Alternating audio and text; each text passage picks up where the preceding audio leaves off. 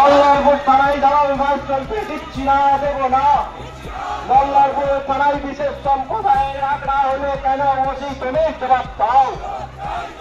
আরে মল্লারপুর থানাকে তৃণমূলের পার্টি অফিসে পরিণত করা হলো কার সাথে ওসি তুমি জবাব দাও। মল্লারপুর থানাকে তৃণমূলের পার্টি অফিস বানানো হচ্ছে কার সাথে ওসি তুমি জবাব দাও। জবাব তোমায় দিতে হবে। পুলিশ তুমি উর্দি ছাড়ো। আরে তাই তো বলে পুলিশ তুমি উর্দি ছাড়ো। আরে পুলিশ তুমি উর্দি ছাড়ো।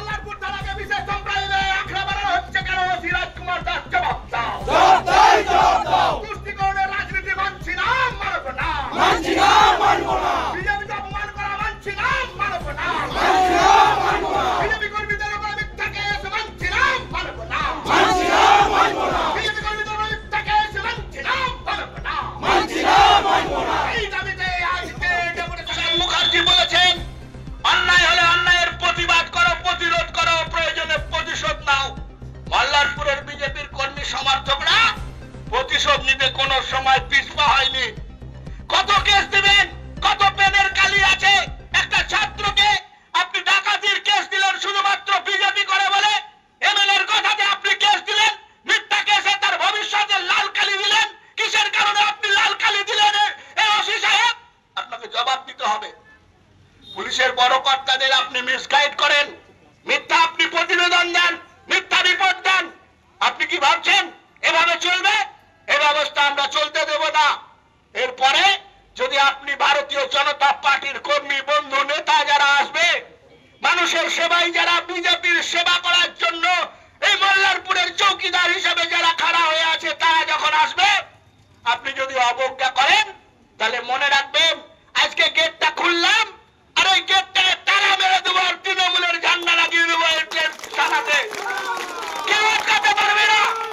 আপনি যদি ভাবেন আপনি তৃণমূলের পা চেটে আর মমতার চটি চেটে ওসি থাকবেন, ভুল করছেন। আপনাকে অনেকদিন ওসি থাকতে হবে, সিআই থাকতে হবে, এসডিপিও হতে হবে। তৃণমূল এতদিন থাকবে না। আমরা দেখেছি বীরভূমের বুকে দিলীপ গাঙ্গুলি যদি বলতো পশ্চিম দিকে সূর্য উঠত, পূর্ব দিকে সূর্য ডুবত, সেই দিলীপ গাঙ্গুলির দল সিপিএম পার্টি আর সিউড়ির অফিসে ধূপ ধুনো দেখানোর কেউ থাকে না, কেউ বসতে যায় না। কি ভাবছেন এই 26-এর পরে তৃণমূল করার কেউ লোক থাকবে না? তৃণমূল দলটা মুঠে যাবে, যার নীতি নাই, আদর্শ নাই, নেতা নাই। সেই রাজনৈতিক দলের পদলেহন করে ব্যক্তি চরিত্রকে আপনি খারাপ করবেন না। ছোট ভাই, তাই বড় হয়ে আপনাকে উপদেশ দিয়ে গেলাম। আজকে উপদেশ দিলাম, পরে উপদেশ না মানলে কিভাবে এই পুলিশকে ঠান্ডা করতে হয়, দরকার হলে ডান্ডা ধরতে হলেও বিজেপির কর্মীরা ভয় করবে না। তাই আপনাকে বলছি আইনের শাসন প্রতিষ্ঠা করুন। আইনের শাসন প্রতিষ্ঠা করার জন্য ন্যায়কে আপনি সামনে রাখুন। থানার সামনে আমরা প্রত্যেকটা থানায় দেখি সত্যমেব জয়তে লেখা আছে, আর আপনিও আপনার এই শব্দটাকে একটু বড় করে লিখুন, সত্যমেব জয়তে। সত্যের জয় হবে। সত্যের জন্য, বউ বাচ্চা প্রতিপালনের জন্য, সমাজের সার্ভিস করার জন্য, সমাজকে সেবা দেওয়ার জন্য পুলিশের কর্মীরা পুলিশকে আর পুলিশের চাকরি। রাজকুমার দাস, ওনাকে ঘুম ভাঙানোর জন্য থানার গেটে আমরা কতিপয় লোককে নিয়ে এসে আজকে ঘুম ভাঙাতে এসছি। আমরা বলতে এসছি, আমরা কিন্তু বলছি না মল্লারপুর থানার পুলিশের চামড়া গুটিয়ে দেব আমরা, কিন্তু পাবলিক বলছে আগামী দিন পরিস্থিতি তৈরি হচ্ছে। পাবলিক পাড়ায় পাড়ায় বলছে। আপনার কাছে যখন পাবলিকের সমস্যা নিয়ে আমাদের নেতারা এখানে আসছে রাত্রেবেলায় থানায় কমপ্লেন দিতে, আপনি তখন কমপ্লেনটা রিসিভ দিচ্ছেন না। শুনছি নাকি এমএলএ সাহেব আপনাকে মাসহারা দেয়। তার কথাই আপনি থানা চালান। সত্য মিথ্যা আপনি জানবেন আর এমএলএ সাহেব জানবে। কিন্তু আমি আপনাকে বলতে চাই রাজকুমার বাবু, আপনি অনেক ছোট বয়স, কম আপনার। পুলিশের চাকরিটা আপনাকে 60 বছর পর্যন্ত চালিয়ে যেতে হবে। আর তৃণমূল কিন্তু আর 6 মাস পরে থাকবে না, বিজেপির রাজত্ব থাকবে। তাই শুধরে যান, বদলে যান। অনেক পুলিশ এলো গেল, মল্লারপুর থানার মানুষ দেখেছে বিজেপিকে। মল্লারপুর থানার ওসিরা যারা ওসি খেটেছে তাদেরকে জিজ্ঞেস করবেন বিজেপিকে এখানে অবজ্ঞা করলে কি হয়।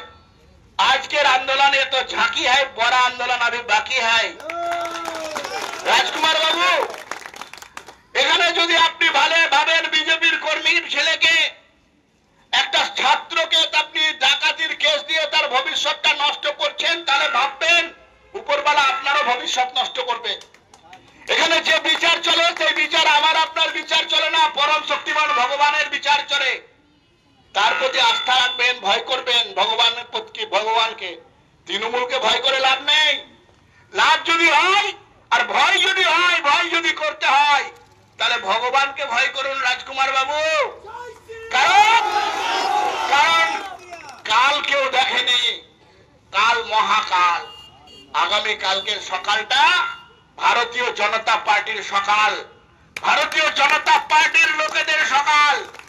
আপনি কি ভাবছেন এই মল্লারপুর থানাকে কয়েকটা জিহাদিদের আখড়া বানিয়ে দেবেন, তোলাবাজদের আখড়া বানিয়ে দেবেন? রাজপথে দাঁড়িয়ে টাকা উঠবে, ভারতীয় জনতা পার্টির শিউরিতে যখন প্রোগ্রাম হবে এই তোলাবাজদের ট্রাক আটকে দিয়ে আটকে রেখে রোড জাম করবেন? এটা চলবে না, এটা চলতে দেব না।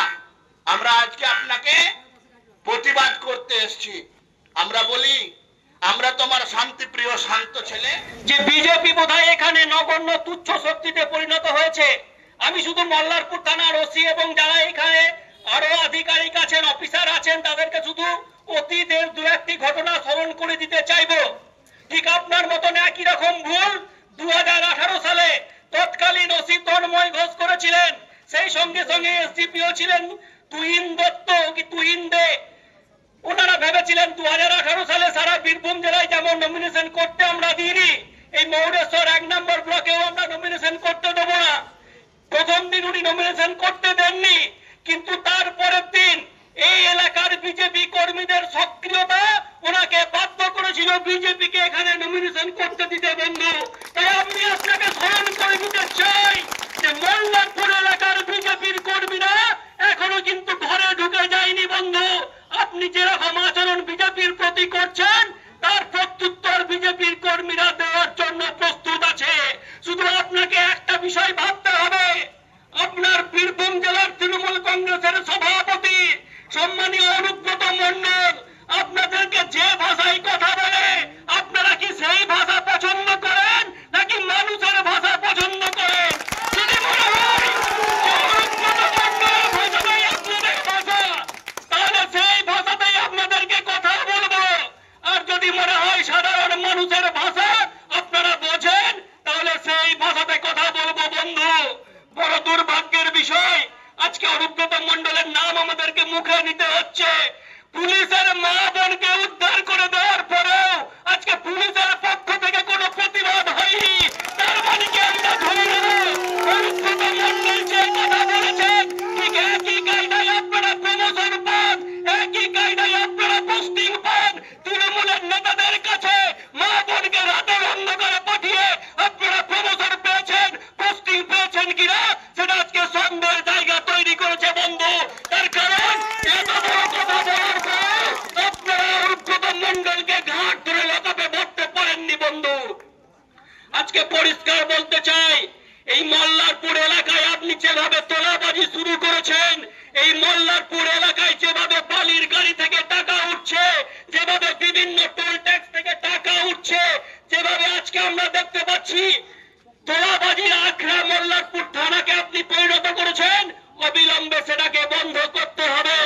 অবিলম্বে বিজেপি কর্মীদের মিথ্যা মামলা দেওয়া বন্ধ করতে হবে।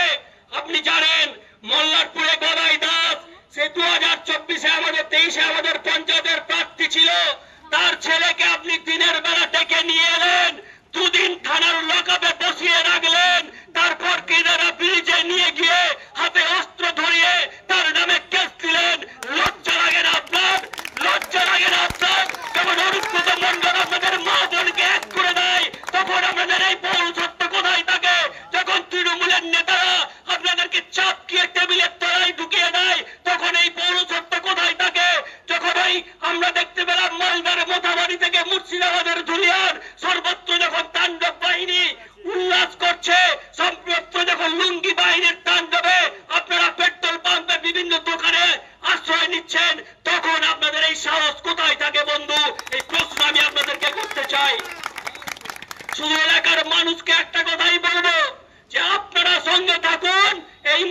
মল্লারপুরকে আমরা দুর্নীতির আখড়া মুক্ত করব, এই কথা দিয়ে যাচ্ছি বন্ধু।